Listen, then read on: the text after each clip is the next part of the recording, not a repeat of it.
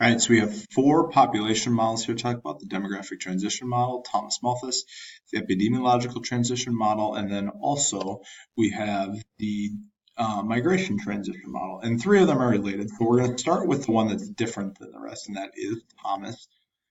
There are the four theories and models. Let's talk about Thomas Malthus to start.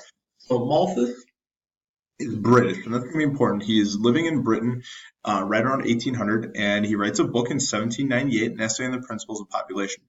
The book is pretty simple, that basically population is going to grow in a arithmetic fashion resource growth isn't going to in a arithmetic fashion where population growth isn't going to go exponentially.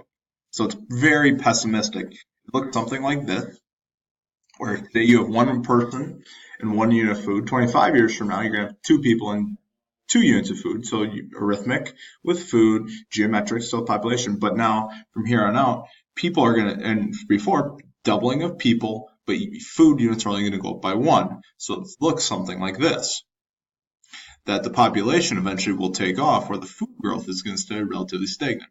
And obviously, this part here, there's a huge gap, and that's where this is a very pessimistic theory on population growth, because there's just not going to be enough resources. It's typically associated with food. Without those checks, and so what Malthus is saying, without positive checks on the population, there'd be negative checks. So unless people got involved to slow population growth, there'd be negative checks, and those negative checks would be famine, or just, that's being the big one, just not enough food, not enough resource for people to survive. So Malthus believed that population was what we know as a J curve. Okay, a J curve, where population took off in the 21, and basically at the Industrial Revolution, and that's when Malthus is living, right at the Industrial Revolution. Now, Malthus's theories then were expanded upon in the 1950s with Paul Ehrlich out of Stanford, where he wrote a book called The Population Bomb. And he wrote, hey, population's still going up here at an uncontrollable rate. And he saw, hey, population has gone up, and has gone up significantly since then. And that food production has not kept up with the same growing pace as population.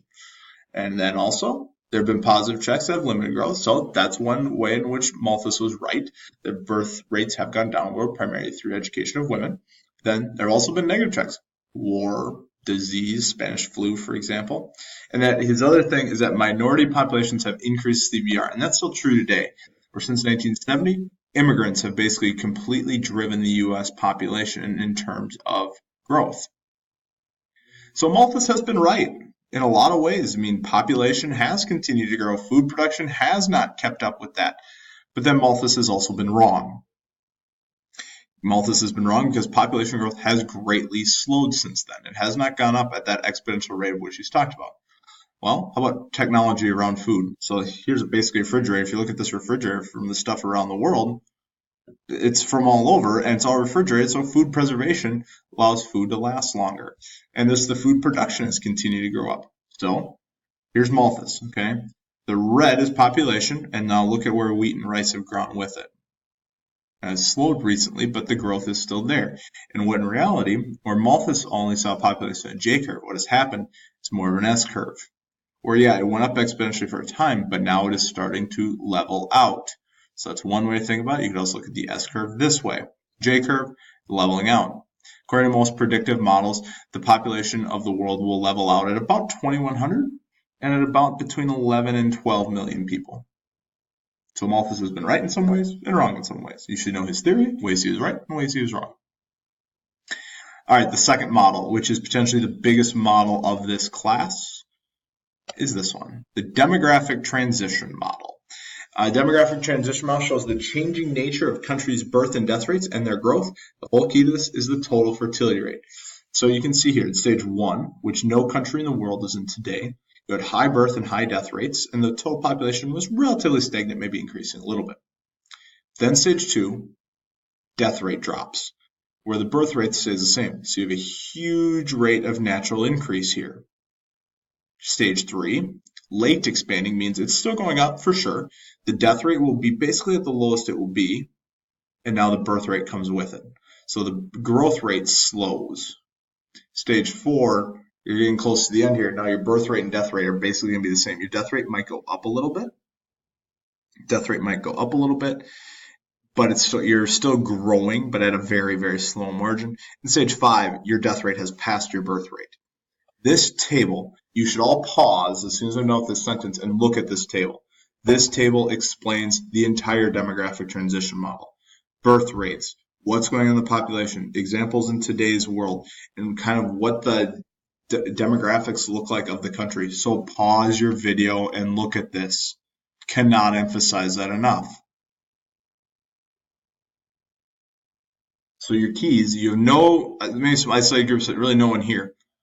High birth rates, high death rates. High birth rates, declining death rates, pretty low. Stage 4, low birth rates and low death rates. And then in stage 5, your death rates have passed your birth rates. Now here's some things about this. You go across this model from left to right. You cannot go backwards. No country in the world has ever gone backwards. What happens stage 6? We don't know yet. No country in the world has been successful in raising their birth rates for any period of time. So now let's look at this in terms of population pyramids. Okay, so here's what stage 1 country would look like. Stage 2 would be the triangle.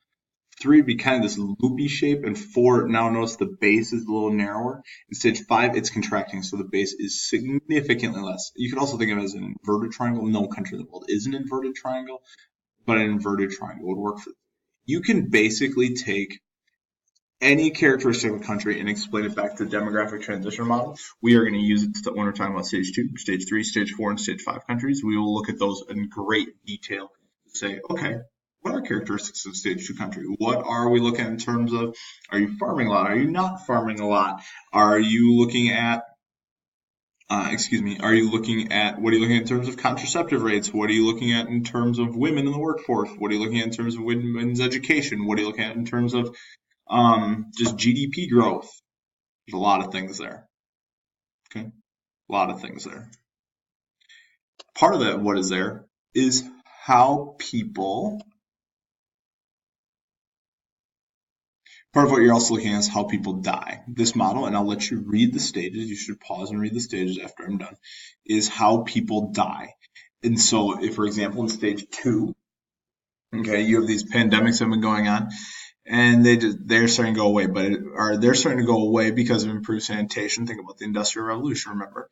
And you're going to start to have different diseases. So let's look at 1900 U.S., when the U.S. was in stage 2 in the 1900, you can look at just how people died. Pneumonia, tuberculosis, some heart disease, etc. But now in 2010, we look vastly different because the United States is a stage 4 country. Stage 3, you're starting to look at things like aging, heart disease, cancer, etc.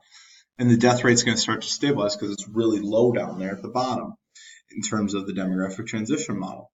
In stage 4, those people are allowed to live even longer. So, for instance, somebody who might have died of cancer in their 60s in stage 3 is now going to die of cancer in their 80s. So this is where life expectancy is reaching its peak right now. And then stage 5, you're going to start to see some reemergence of some new things because of antibiotic usage, some vaccine usage. So life expectancy is projected to decrease a little bit. So these correspond to each other. So if you take the demographic transition model here, and you take the epidemiological transition model, you can start to compare how people died to each other. The last model to talk about here is the migration transition model created by Zelinsky. And what Zelinsky's talking about is, are people leaving? Are people going from your country? And then also, are they just moving within their country? So you can see the effects on population over there on the right, and you can see the stage on the left. But in the middle will tell you where. So if you're in stage 2, it's a high international immigration. People are leaving. And within the country, it's rural to urban. In stage 3, so you're late expanding, so you're still growing, but at a slower rate than what you were in 2. You do have some people coming to your country, and people are starting to move from the cities to suburbs.